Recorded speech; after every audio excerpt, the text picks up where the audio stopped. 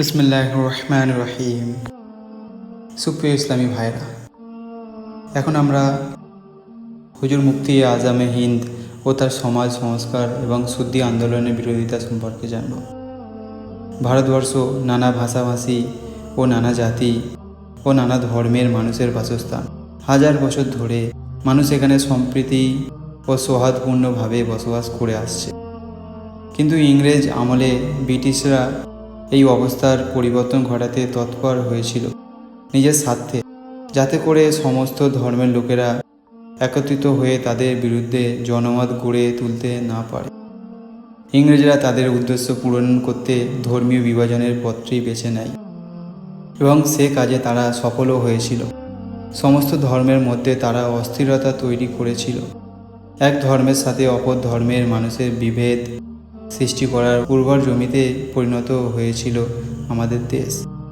ঠিক এই পরিস্থিতিতে একদল মানুষের প্রচেষ্টায় শুরু হলো সুন্নি আন্দোলন।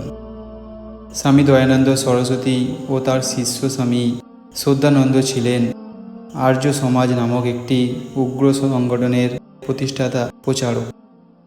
এই সংগঠনের মাধ্যমে তারা সুন্নি আন্দোলন শুরু করে।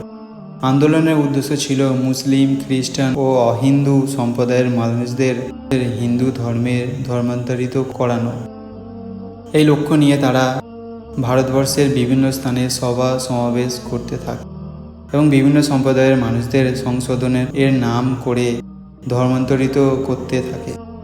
মুসলমানরা স্বৈরশাসন ক্ষমতা হারিয়েছে, তারপর ইংরেজ সরকারের অত্যাচার, এই সব নিয়ে যখন সাধারণ মুসলমানরা দিশেহারা, ঠিক সেই সময় গোদের উপর বিস্ফোরা হিসাবে এই সুন্নি আন্দোলন একটি কঠিন পরিস্থিতির মধ্যে ফেলে দেয়।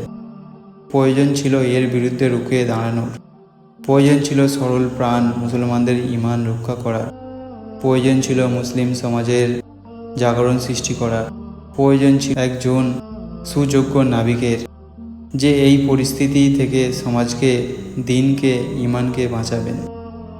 এই পরিস্থিতি থেকে মুসলমানদের উদ্ধার করার জন্য যিনি জান ও মালকে উৎসর্গ করে হাল ধরেছিলেন তিনি হলেন আলা হযরতের সুযোগ্য সেনাপতি, এই 15 শতাব্দীর মহান মুজাদ্দিদ হুজুর মুফতি আজম হিন্দ ইমাম মুস্তাফা রেজা খান বেরেলভী আলাইহির রহমান।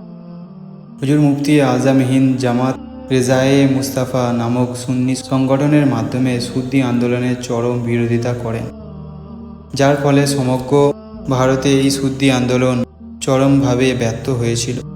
ঠিক এইভাবে সরল প্রাণ মুসলমানদের ঈমান ও আমলের হেফাজত করেছিলেন হুজুর মুফতি আজম হিন্দ। সেই সাথে সাথে তৎকালীন সময়ে হুজুর মুফতি আজম হিন্দের প্রচেষ্টার ফলে 5 লক্ষের অধিক অমুসলমানরা ইসলাম ধর্ম গ্রহণ করেছিলেন।